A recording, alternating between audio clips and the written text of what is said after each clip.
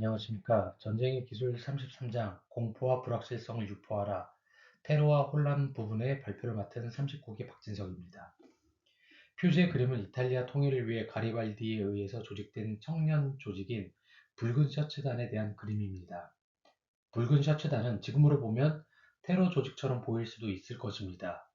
정부단체도 아니고 그저 이탈리아 반도의 통일이라는 대회를 위해서 청년들이 자발적으로 모인 단체로 생겨난 배경은 어찌 보면 북아일랜드의 독립을 위해 탄생한 무장단체인 IRA와 비슷하다고 볼 수 있겠습니다. 늙은 어머니는 아들이 가리발디를 따라 전쟁터로 가는 마지막을 작별의 키스로 배웅합니다. 작품의 제목인 위대한 희생은 대의를 위해 떠나기로 결심한 아들이 아니라 아들을 떠나보내는 어머니의 몫일 것입니다. 테러는 그것이 지니고 있는 정당성과 목적에 따라서 다른 평가를 받습니다. 따라서 테러와의 전쟁은 사실상 도덕적 명분과 정당성을 확보하는 것이 핵심이라고 할 수 있겠습니다. 그러한 관점으로 오늘의 발표를 준비해 보았습니다. 승리는 사망자 수가 아니라 겁에 질린 자의 수에 의해 판가름난다. 그것이 테러의 목적이라고 할 수 있겠습니다.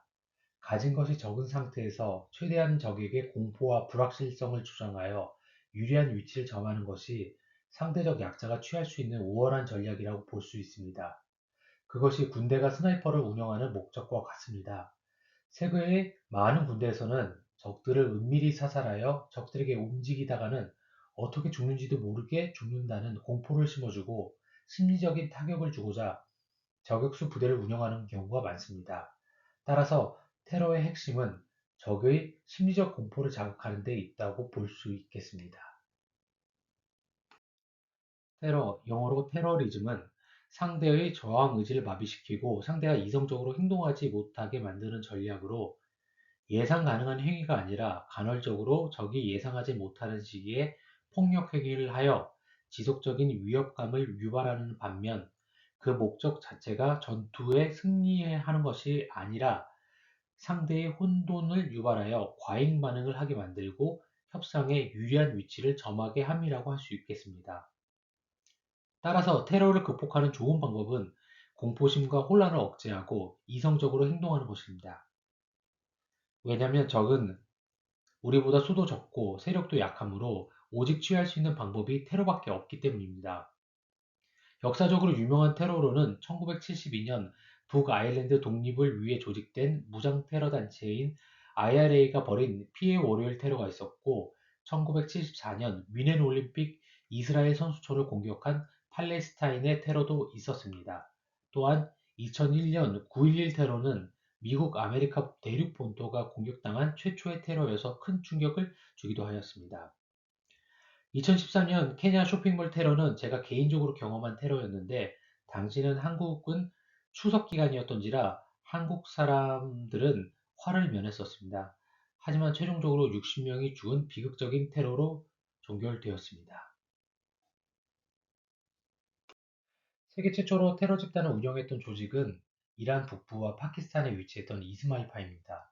그들은 시아파 신비주의 계열로 이란의 셀주크 왕조가 팽창함에 따라 엄격한 통치를 함에 그의 불만을 지닌 사람들이 비밀리에 개종하여 따르던 종파였습니다. 셀주크의 명재상이자 왕국의 질서란 이름을 가진 니잠 알 물크는 이란 북부를 점거하고 세력을 키우던 이스마일파 하산 이사바를 제거하기로 마음먹습니다. 하지만 하산 이사바는 은밀한 암살자를 육성해서 셀주크 곳곳에 배치하였고 고위층을 암살하여 셀주크 내 공포심을 키우고 유리한 위치에서 협상하기로 전략을 수립하였습니다. 이스마일파는 자신의 신분을 감추고 평소에는 평범한 시아파나 정부의 관료, 평화주의 수피 성직자 등으로 행동하였고 결국 이스마일파와의 전쟁을 벌이던 니잠 알 물크를 살해할 수 있었습니다. 셀주크의 지도자와 고위층들은 그가 은밀히 살해되고 또한 고관 대작들이 하나둘씩 살해되는 것을 보면서 공포에 질리게 됩니다. 셀주크 황제는 수많은 경원을 대동하였으나 그럼에도 불구하고 자신의 침대에 핫산이 남긴 메시지와 단검이 놓인 것을 보고 패닉 상태가 되어 결국 이스마일파와 타협하게 됩니다. 아랍어로 하시샤시는 대마초라는 뜻으로 이스마일파가 육성한 암살자들이 꼭 마약에 취한 것처럼 행동한다고 해서 붙여진 이름이고 영어로 암살자를 뜻하는 어쌔신의 어원이 되었습니다. 이러한 노력으로 이스마일파는 21세기 현재도 살아남았고 이슬람 세계에서 중요한 세력으로 존재하게 됩니다. 그들이 최근에는 어떻게 활동하고 있는지 끝에 설명을 드리도록 하겠습니다. 러시아의 나로드 나야 볼리아, 우리말로는 인민의 의지당은 현대적인 테러 조직이었습니다. 러시아 제국의 황제의 반기를 들고 인민주의에 기반한 운동을 펼치던 테러 조직으로 그들의 이름인 인민의 의지에서 알 수 있듯이 그들의 목표는 황제의 암살과 제국의 몰락이었습니다. 1879년부터 활약한 이 조직은 러시아 제국의 황제인 알렉산드르 2세를 암살한 것으로 유명세를 탔으며 총기와 폭탄을 활용한 암살 테러를 조직적으로 수행했습니다. 비록 1881년 알렉산드르 2세 암살에 성공하여 이름을 알렸으나 이는 민중의 반감을 일으켰고 공산혁명을 주도한 레닌의 형 울리아노프는 알렉산드르 3세 암살을 시도하다 결국 실패하고 맙니다. 민중의 지지를 잃음과 동시에 러시아 제국의 대대적인 숙청으로 결국 인민의 의지당은 해체되게 됩니다. 하지만 인민의 의지당의 지속적인 테러는 러시아 제국의 과잉 반응을 이끌어냈고 결국 제국의 강압적인 통치로 인해 민중의 불만이 이어지게 됩니다.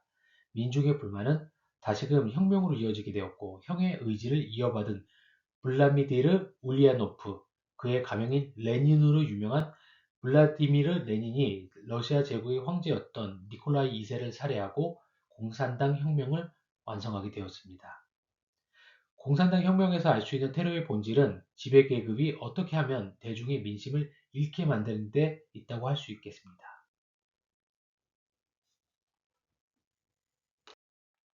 다음은 독일의 지속적인 폭력 행위 또는 테러 행위와 이에 대한 영국의 대처 그리고 결과에 대해서 알아보도록 하겠습니다. 나치는 1939년 전쟁을 일으키고 빠른 속도로 유럽을 점령하였습니다.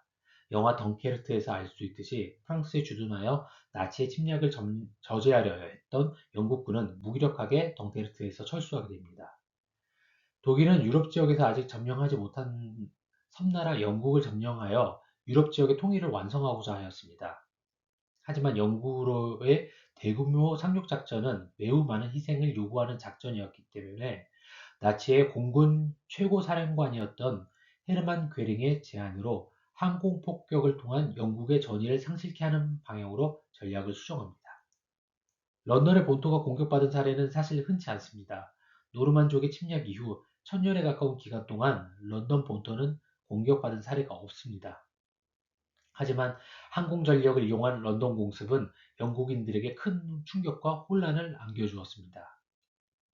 나치는 1939년 처칠 이전의 수상이었던 체인벌린 수상이 전쟁을 막기 위해 무기력하게 평화협정에 서명하는 것을 보고 영국이 공격을 받으면 무기력하게 항복할 것이라고 판단했습니다. 하지만 이러한 판단은 이내 오판인 것으로 드러났습니다. 체인벌린의 뒤를 이은 윈스턴 처칠은 결사항전을 부르짖었고 영국인들의 단합을 강조했습니다. 지속적인 테러 행위는 어느새 일상적인 행위가 되어버렸고 영국인들의 불안과 공포도 결국은 일상처럼 익숙해지게 됩니다. 또한 영국군은 레이더 기술을 개발하고 전투기 탐지 레이더를 해안가에 설치하여 독일 항공 공격을 사전에 차단할 수 있었습니다. 지속적인 테러 공격에도 공포를 억제하고 결연한 의지로 반격을 준비하는 것은 테러와 폭력 행위에 효과적으로 대처할 수 있는 방안입니다. 사실 다급했던 것은 나치였습니다. 나치는 석유를 전쟁의 동료군으로 채택하고 빠른 공격을 통해 후방 중심에 타격을 가하는 전격전을 수행하고 있었습니다. 하지만 영국과의 전쟁이 장기 소모전의 양상으로 퍼져나가자 석유 자원이 급속도로 고갈되기 시작했습니다.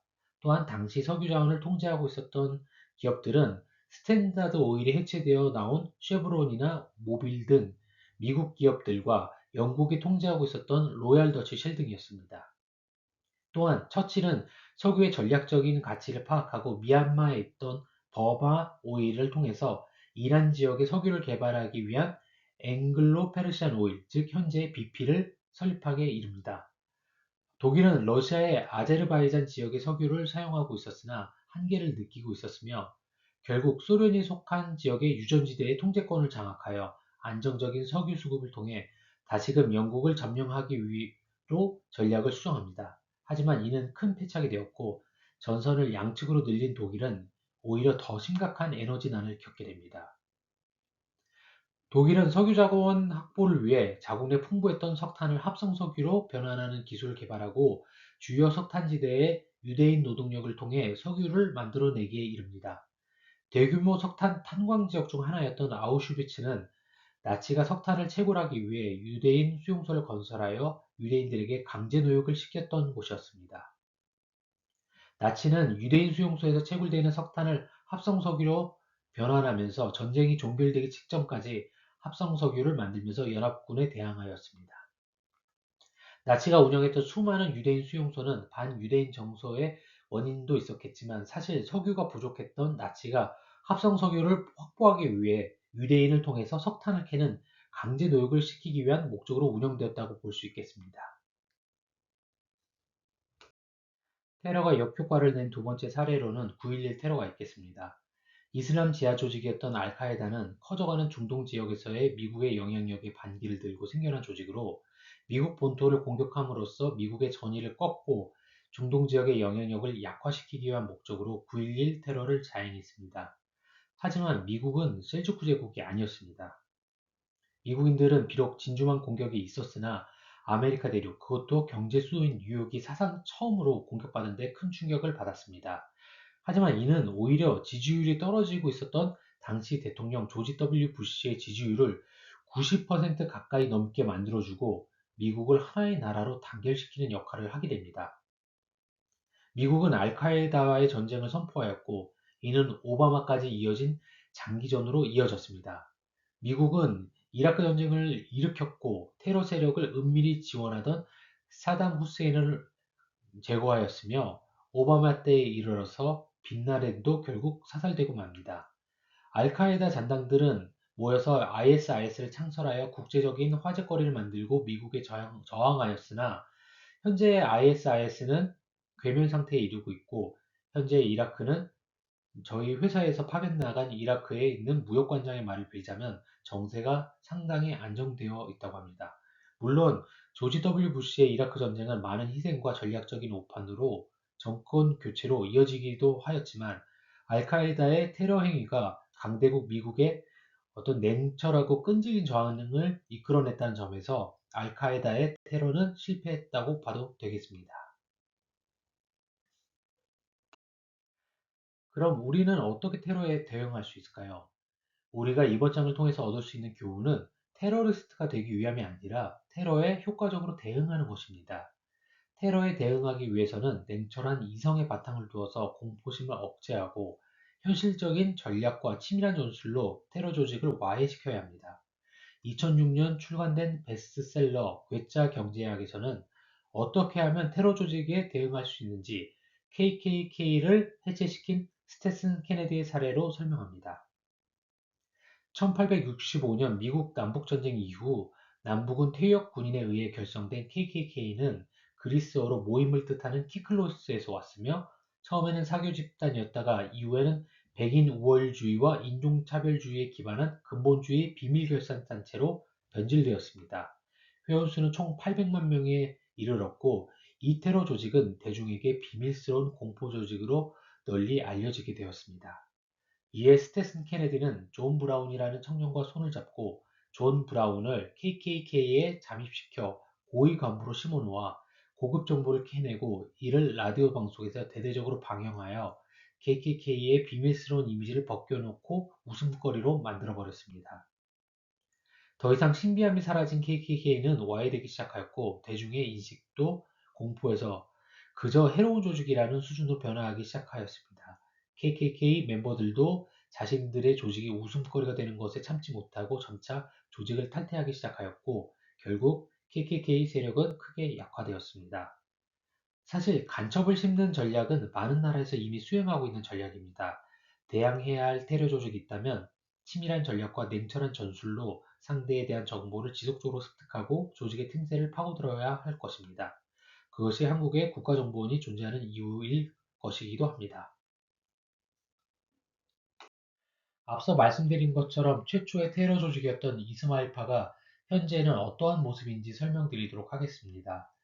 이스마일파는 끝까지 살아남았고 현재에도 건재히 활동하고 있습니다. 하지만 더 이상 테러 조직의 모습보다는 세계적인 자선단체와 구호단체의 모습을 보이고 있습니다. 이스마일파의 종교적인 지도자 이맘을 맡고 있는 아가칸 4세는 스위스 출생으로 뚜렷한 국적 없이 이스마일파의 지도자로 군림하며 세계의 여러 지도자와 어깨를 나란히 하고 있습니다. 아가칸 그룹은 케냐 최대 언론사인 데일리 네이션뿐 아니라 케냐의 최고급 사파리 호텔 체인인 세레나 호텔도 함께 운영하고 있으며 아프리카에서는 아가칸 병원 체인을 운영하며 아프리카 의료 복지에도 힘쓰고 있습니다. 참고로 저도 첫째가 생겼을 때 아내가 케냐 아가칸 병원을 다녔었습니다.